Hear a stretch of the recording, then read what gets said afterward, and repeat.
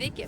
Jeigu ir jūs rudenį nenukirpote rudeninio aviečių stiebų kaip ir mes, tai nieko tokio, tai galima padaryti ankstyvą pavasarį. Mes vadovaujamės viena taisyklė, kad rudeninio aviečių stiebus reikia kirpti tada, kai ant stiebų nebelieka lapų. Bet rudenį tų lapų vis dar yra ir dažniausiai jie nukrenta tik tada, kai nutirpsta sniegas. Tai šiuo metu yra vasario pabaiga, galbūt reikėjo tai padaryti ir anksčiau truputėlį. Bet nieko tokio, dar žemė nėra atitirpusi, atšilusi ir avietės dar nepradėjo savo vegetacijos, todėl galim drąsiai kirpti ir reikia kirpti jau dabar. Tai kokios taisyklės kirpti aviečių stiebus? Jeigu auginate nedidelį kiekį aviečių, tai patarčiau kirpti naudojant sekatorių, nes reikia nukirpti kuo žemiau prie žemės.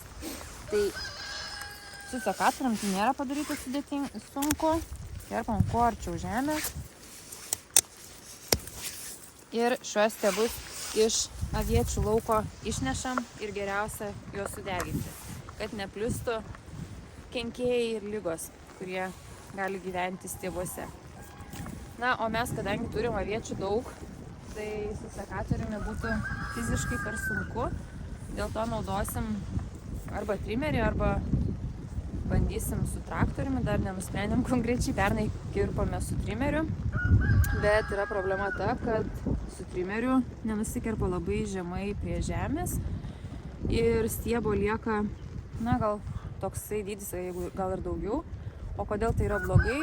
Nes nukirpus avietę, jeigu ir su sekatoriumi kirpsite ir paliksite ją aukščiau, tarkim tiek arba kad ir tiek, tai iš šitos vietos avietė pradės augti ir gali užauginti kokius keturias šakas, kurios bus nelabai tvirtos, derlius bus nelabai geras ir avietė išnaudos daug energijos auginti tas šakas.